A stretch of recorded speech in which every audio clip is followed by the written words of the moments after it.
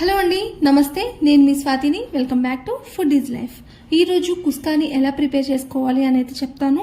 దీన్ని ఒక్కొక్క ప్లేసెస్లో ఒక్కొక్కలాగా అయితే రెడీ చేసుకుంటారు, ప్రిపేర్ చేసుకుంటారు.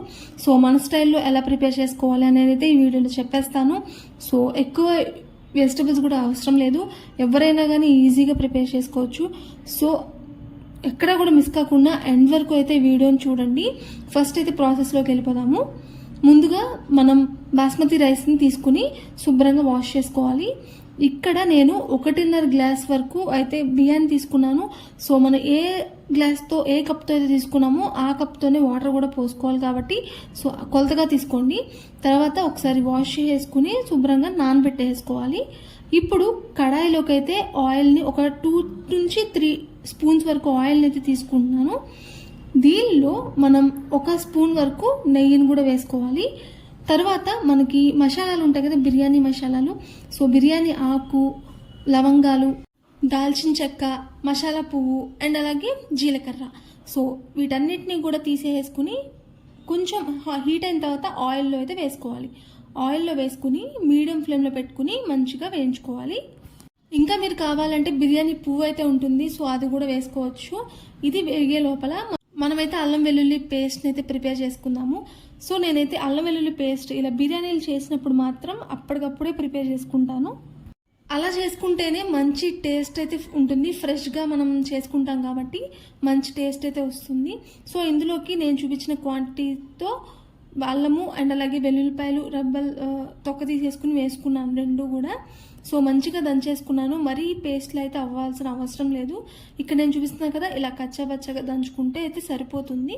సో ఇప్పుడైతే ఫస్ట్ దీన్ని పక్కన పెట్టేసేద్దాము. ఇప్పుడు మనకి మసాలాల్లోకి ఉల్లిపాయలు అండ్ అలాగే పచ్చిమిరపకాయలు, టమాటా ముక్కలు ఇవన్నీ కూడా నేను ఇక్కడ కట్ చేసుకున్నాను కదా. సో ఆ రకంగా అయితే మనం పొడుగ్గా కట్ చేసుకోవాలి. ఇవన్నీ కూడా మన కడాయిలోకి అయితే ఒక్కొక్కటిగా యాడ్ చేసుకోవాలి. ఫస్ట్ అయితే ఉల్లిపాయలు అలాగే పచ్చిమిరపకాయలు వేసుకుని వేయించేసుకుందాము. తర్వాత మనం టమాటాలు అయితే వేసుకోవాలి.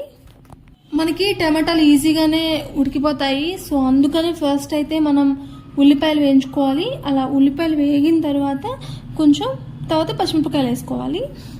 ఈ రెండు కూడా బాగా వేగి ఉల్లిపాయలు అనేవి ట్రాన్స్పరెంట్గా అయ్యేంత వరకు వేయించుకోవాలి ఫస్ట్ అయితే. సో అలా వేగిన తర్వాత మాత్రమే మనం టమాటా ముక్కల్ని వేసుకుంటాము. ఇందులోకి వచ్చి ఎటువంటి వెజిటబుల్స్ మనం వేసుకోము. కుస్కా అంటే ఇలానే ప్రిపేర్ చేసుకుంటారు. సో వెజిటబుల్స్ ఏమీ కూడా అవసరం లేదు. నేను ఇక్కడ చూపించినట్టు ఉల్లిపాయ, టమాటా, పచ్చిమిరపకాయ ఉంటే అయితే సరిపోతుంది మనకి. ఇక్కడైతే ఉల్లిపాయలు అండ్ అలాగే పచ్చిమిరపకాయలు వేగిపోయాయి. సో అందుకని ఇక్కడ టమాటా ముక్కలను కూడా తీసేసుకుంటున్నాను.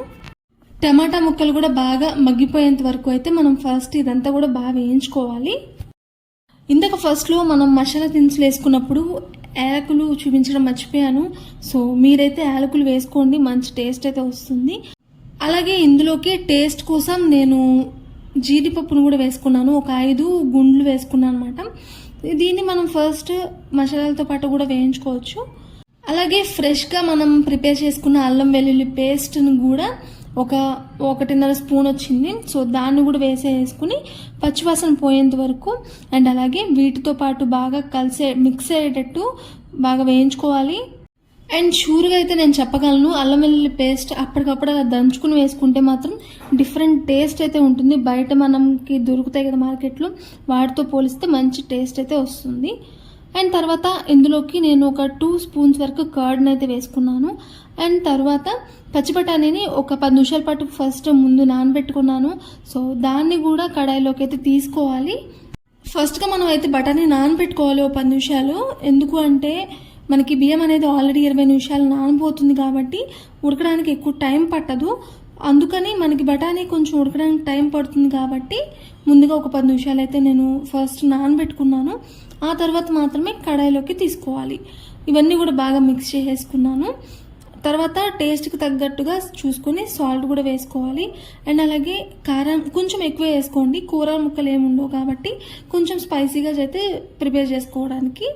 తర్వాత ఒక స్పూన్ వరకు గరం మసాలా కూడా వేసుకుని అన్నీ కూడా బాగా మిక్స్ అయ్యి పెరుగు అండ్ అలాగే స్పైసెస్ అన్నీ కూడా బాగా మిక్స్ అయ్యేటట్టు ఫుల్గా కలిపేసుకోవాలి. స్టవ్ లో ఫ్లేమ్లో పెట్టుకుని ఒక 2 నిమిషాలు అయితే అలా వదిలేసుకోవాలి. అలా వదిలేసుకున్న తర్వాత మనకి ఆయిల్ అనేది కొంచెం సెపరేట్ అవ్వడం అయితే మనకు తెలుస్తుంది. సో ఇలా సెపరేట్ అయిన తర్వాత మనం 20 నిమిషాలు నానబెట్టుకున్నాం కదా బాస్మతి రైస్ని. సో దాన్ని వాటర్ని సెపరేట్ చేసేసుకుని కొంచెం కొంచెంగా కడాయిలోకి అయితే ఫుల్గా స్ప్రెడ్ చేసుకోవాలి.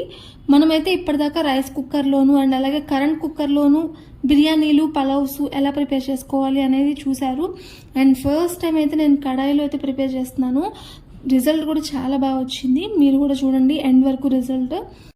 సో రైస్ మొత్తాన్ని ఇలా వేసేసుకుని కడాయి అంతా కూడా మంచిగా ఈవెన్గా అయితే స్ప్రెడ్ చేసుకోవాలి. ఆ తర్వాత మనం రైస్ అయితే 1.5 గ్లాస్ తీసుకున్నాను. సో దానికి తగ్గట్టుగా నేను ఇక్కడ వాటర్ని అయితే 1/3 వంతు తీసుకోవాలి వాటర్. సో ఇక్కడ లెక్క ఏంటంటే 1కి 1.5 అనమాట. సో పైన 1 స్పూన్ వరకు గీని వేసుకుని తర్వాత కొత్తిమీరని ఇలా కొంచెం పొడుగ్గా కట్ చేసుకున్న కొత్తిమీర అండ్ అలాగే పుదీనాను కూడా పైన అలా స్ప్రెడ్ చేసేసుకుని అండ్ అలాగే ఫైనల్గా ఒక చెక్క నిమ్మరసాన్ని కూడా పైన అలా పిండేసుకుని ఆ తర్వాత పైన గ్లాస్ కానీ లేదు అంటే ప్లేట్ కానీ పెట్టేసుకుని ఒక 20 మినిట్స్ పాటు మీడియం ఫ్లేమ్ మీద అయితే ఉడికించుకోవాలి. 20 నిమిషాల తర్వాత మూత తీసి చూస్తున్నారు కదా అవుట్పుట్. చూడ్డానికి చాలా టెంప్టింగ్గా ఉంది. మంచిగా కుక్ అయిందనమాట. ఎక్కడా కూడా పలుకులు అనేవి లేకుండా మంచిగా పొడిలాడుతూ మనకి ఈ కుస్కా అయితే రెడీ అయిపోయింది. ఫస్ట్ టైం అయితే చేస్తున్నాను నేను కడాయిలో ఈ కుస్కా అనేది. కుస్కా అయినా బిర్యానీ అయినా ఏదైనా కానీ నేను ఫస్ట్ టైం అయితే చేస్తున్నాను కడాయిలో. ఇప్పటిదాకా అయితే నేను రైస్ కుక్కర్ కరెంట్ కుక్కర్లోనే ప్రిపేర్ చేశాను. ఫస్ట్ టైం అయితే చేశాను కానీ చాలా బాగా వచ్చింది కుస్కా అనేది.